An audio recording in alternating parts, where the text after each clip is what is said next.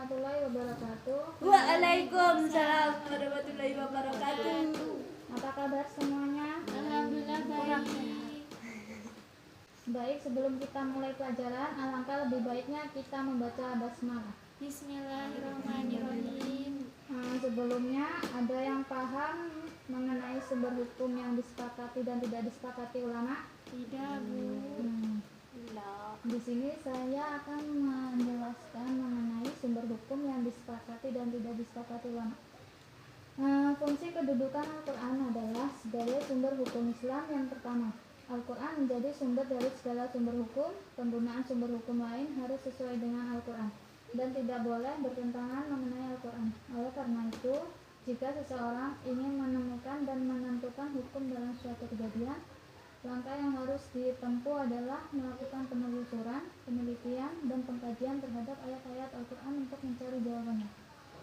Sedangkan Al-Sunnah atau hadis pada dasarnya berfungsi sebagai penjelas terhadap hukum-hukum yang terdapat dalam Al-Quran.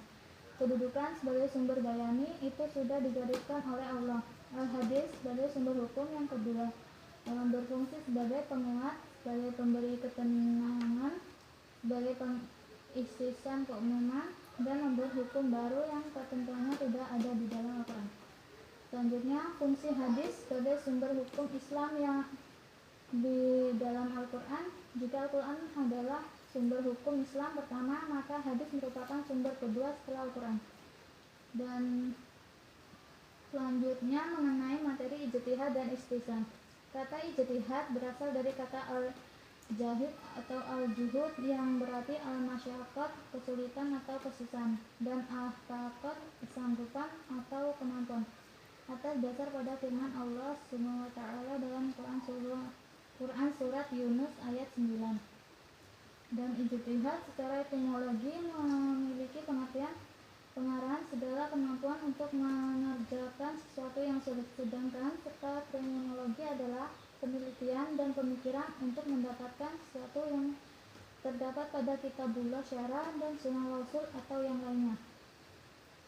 Pengertian lain bahwa ijtihad merupakan upaya untuk menggali suatu hukum yang sudah ada pada zaman Rasulullah hingga dalam perkembangannya. Ijtihad dilakukan oleh para sahabat, tabi'in, serta masa-masa selanjutnya sampai sekarang ini.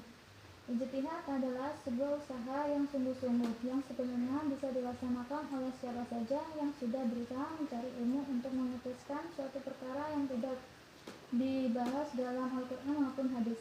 Fungsinya untuk membantu manusia dalam menemukan solusi hukum atas suatu masalah yang belum ada dalam Al-Quran dan hadis. Namun, ijtihad hanya boleh dilakukan oleh orang atau tertentu saja. Ada tiga sikap dan pandangan ulama dalam menggunakan istisna sebagai sumber hukum Islam. Ada yang menolak istisna sebagai sumber hukum Islam sama sekali. Mereka adalah kelompok ulama yang menafikan qiyas seperti Daud al-Zahiri, Mu'tazilah, dan sebagai Syiah. Dan selanjutnya mengenai istisab.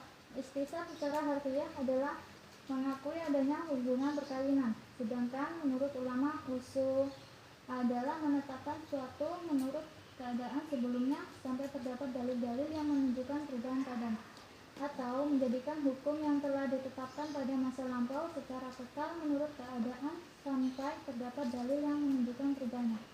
Oleh sebab itu, apabila seorang mujtahid ditanya tentang hukum kontrak atau suatu pengelolaan yang tidak ditemukan nasnya dalam Al-Quran dan As-Sunnah, juga tidak ditemukan dalil secara mengecualikan hukumnya, maka hukumnya adalah boleh, yaitu suatu keadaan pada saat Allah Subhanahu wa Ta'ala menciptakan segala sesuatu yang ada di bumi secara keseluruhan.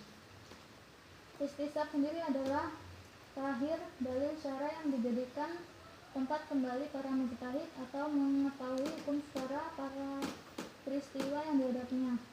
Kemudian masalah.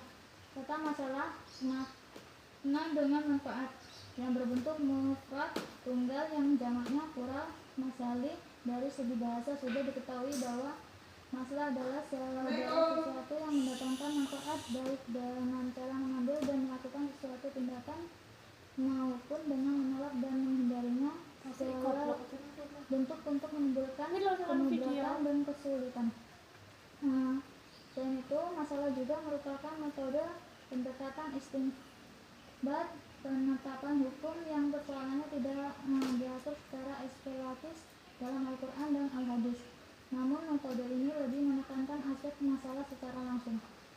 Apa ada yang ingin ditanyakan mengenai fungsi dan kedudukan sebagai sumber hukum yang disepakati ulama? Tidak, Bu. Terima kasih. Atas waktunya, kurang lebihnya saya mohon maaf. Wabillahi taufiq wal hidayah. Wassalamualaikum warahmatullahi wabarakatuh. Waalaikumsalam warahmatullahi wabarakatuh. Udah.